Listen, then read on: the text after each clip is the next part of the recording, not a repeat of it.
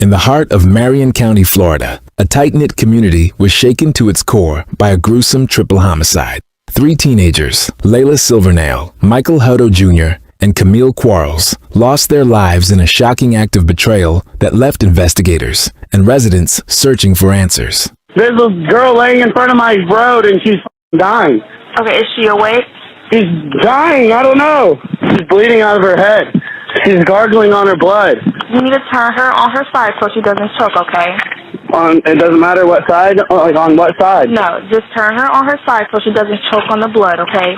Oh, God. Is she awake? No. Okay, is she breathing?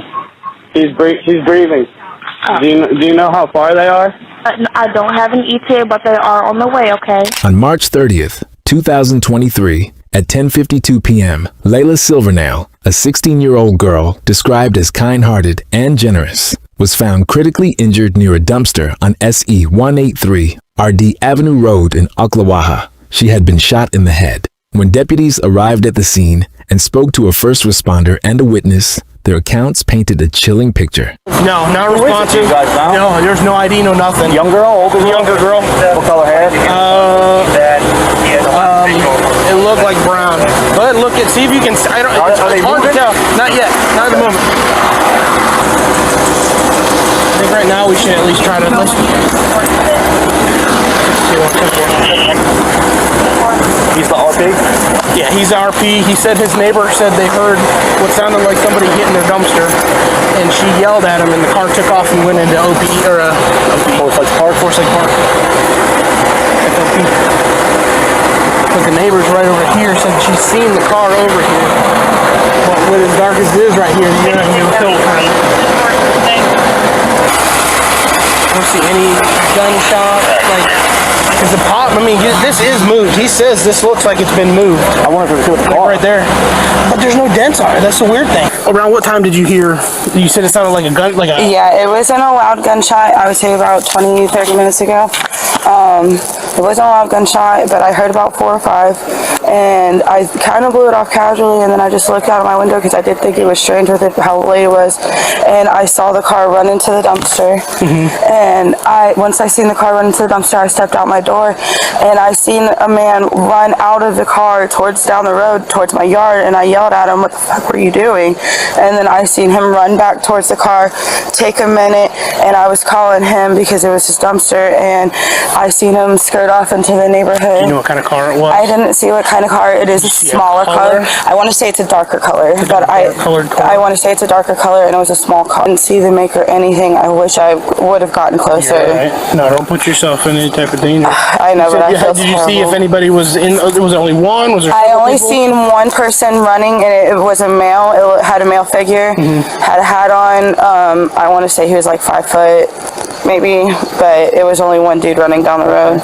Okay. And you said he ran down that way towards? He was running down towards this way until I yelled at him. Did you hear the crash first, or did you hear what sounded like I heard the gunshots first. Where did you hear those at? Here or down yeah, farther? I heard him. I couldn't really tell. When I looked out my window, I seen him halfway, probably by that yellow sign, if a little further past that. And then that's when I when I looked out, and then I seen him run into the dumpster. Okay. And then that's when he got out and ran, and then when I got out my door, he was running down the road, and I seen him. Okay. And then that's when I yelled at him and got back in the car. But even before the community could process the heinous crime committed on Layla, more bad news came their way. Barely 24 hours later, on the morning of March 31st, 2023, another victim, 17-year-old Michael Hutto Jr., was discovered on the side of Southeast 188th Court. He, too, had been fatally shot in the back of the head. At this point, the authorities were now on high alert. However, despite the already chilling discoveries, things would only get worse. Again, a day later, on April 1st, 2023, at 12:28 p.m., deputies located Layla's Chevrolet Cruze, partially submerged in a pond 9 miles from where she was found. Inside the trunk lay Camille Quarles, another 16-year-old victim. She had been shot twice while trapped in the trunk. On April 4th, 2023, Layla succumbed to her injuries, devastating her family. With 3 homicides now in their hands, the Marion County Sheriff's Office launched an intensive investigation into what at the time appeared to be an execution-style killing spree. Sheriff Billy Woods, however, was quick to dispel rumors of a serial killer, emphasizing that this was no random act. As part of their investigation, the deputies first talked to Layla's grandparents, who revealed that one of the victims, Camille, was a runaway.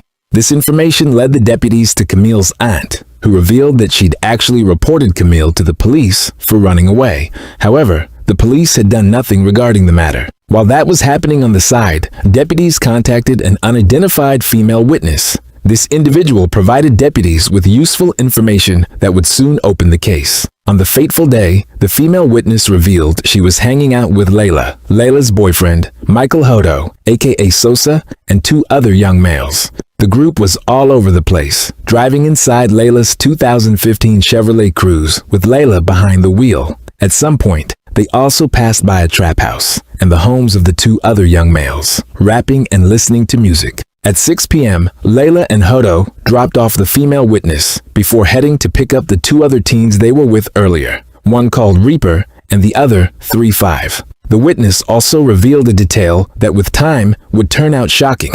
3-5 was only 12 years old. Thanks to information from the female witness, officers brought in 2 suspects, Reaper, a 17-year-old named Robert Robinson, and 3-5, a 12-year-old named Christopher Atkins. Reaper was already incarcerated when the investigation began, making him easy to locate. Both boys were minors, so their mothers accompanied them during interrogation. Reaper's questioning started off tense. He avoided eye contact and gave short answers, but eventually he slipped up and mentioned 3-5, confirming his involvement. 3-5, on the other hand, initially tried to appear confident and stuck to a rehearsed story. Detectives, sensing inconsistencies and noticing his nervousness, continued pressing him. Eventually, his account began to shift. He admitted that Reaper had convinced him to stay quiet. With encouragement from his mother, 3-5 began to open up, describing a day when Reaper unexpectedly came to their house. Later, Layla and Michael Hodo picked them up.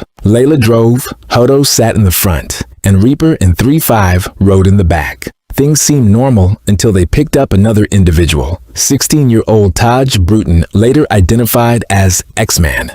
That's when the situation began to feel off. Detectives then focused on Reaper again. He mentioned others involved, a boy named Landon and an unnamed girl. His details matched what other witnesses had shared, helping the investigators piece things together. The case took a dramatic turn when police uncovered video footage from CCTV cameras. The surveillance clearly captured an armed robbery involving a stolen vehicle linked to the entire group, Hodo and Layla included. At this point, Reaper's demeanor had changed. He was anxious and angry. His mother was visibly frustrated, insisting he tell the truth. She explained he had just been promoted and was supposed to be working. Detectives presented GPS data proving Reaper wasn't home during the murders. This sent him into an emotional spiral. He wasn't just afraid of going to prison, he feared for his life. Reaper explained that snitching could get his family killed. The gang he was involved with, known as KTM, short for Cutthroat Mentality, was notoriously violent. Under pressure, Reaper finally named Taj as the one who killed the 2 teenagers.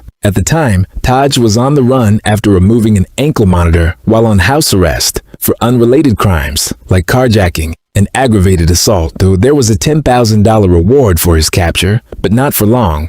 Taj was recaptured on April 8, 2023, and when he was brought in, he immediately blamed Reaper, claiming it had been Reaper's idea. He also didn't hesitate to add that 3-5 and Reaper were the ones who pulled the trigger. Taj also described their efforts to cover it up. After the murders, they tried to destroy evidence by crashing the stolen car into a dumpster and then driving it to a lake to sink it. They wiped it down to remove fingerprints, but the car didn't submerge completely. When police found it, only the front tires were slightly submerged. Nearby, they also found phones belonging to Hodo and Layla, further placing them at the scene. A chilling discovery came when detectives searched 3-5's home and found 2 guns believed to have been used in the murders. The most heartbreaking moment was learning about Camille, a girl whose body had been locked up in the car's trunk the entire time. While Sheriff Woods said that digital evidence and interviews suggested that Camille was inside the trunk on her own accord, 2 of the suspects soon shot her twice, once in the back and once in the head. Reaper and Taj both said 3-5 shot her first, and another person, possibly Reaper or Ty, finished the job. All the 3 shootings occurred on March 30th, 2023, when the first female witness heard the gunshots and just before Layla was discovered near the dumpster. As the case unfolded, threats and fear of retaliation became clearer. Both 3-5 and Reaper said Taj had threatened their families if they talked. This fear explained Reaper's earlier silence and highlighted just how dangerous the KTM gang truly was. Their motto, do whatever it takes, no matter who gets hurt. Investigators soon revealed that robbery was likely the motive behind the killings. The gun or guns used had been stolen during car burglaries committed by the group prior to the murders. According to Sheriff Woods, each and every one of them in some shape or form is associated with the gang. Basically, simple terms, there is no honor among thieves, and at some point, these 3 individuals turned on our 3 victims and murdered them. In May 2023, State Attorney William Gladson announced grand jury indictments against all 3 suspects. Reaper and Todd were charged with 3 counts of first-degree murder, while 3-5 faced 1 count due to his age. All 3 were also charged with robbery with a firearm and tampering with evidence. Despite their young ages, 12, 16, and 17, the suspects were charged as adults due to the severity of their crimes. Sheriff Woods criticized societal failures in addressing juvenile crime, calling for stricter measures against youth misconduct. He said, "We do not hold our juveniles accountable. We minimize their actions. School districts across the state and across this nation need to quit minimizing the actions of their students. Hold them accountable. That's where the failure is." As of April 2025, all 3 defendants remain in custody at Marion County Jail without bond. Their trials continue in circuit court as families await justice for Layla Silvernail, Michael Hutto Jr., and Camille Quarles. If you enjoy true crime videos like this, like, subscribe, and watch our other ones.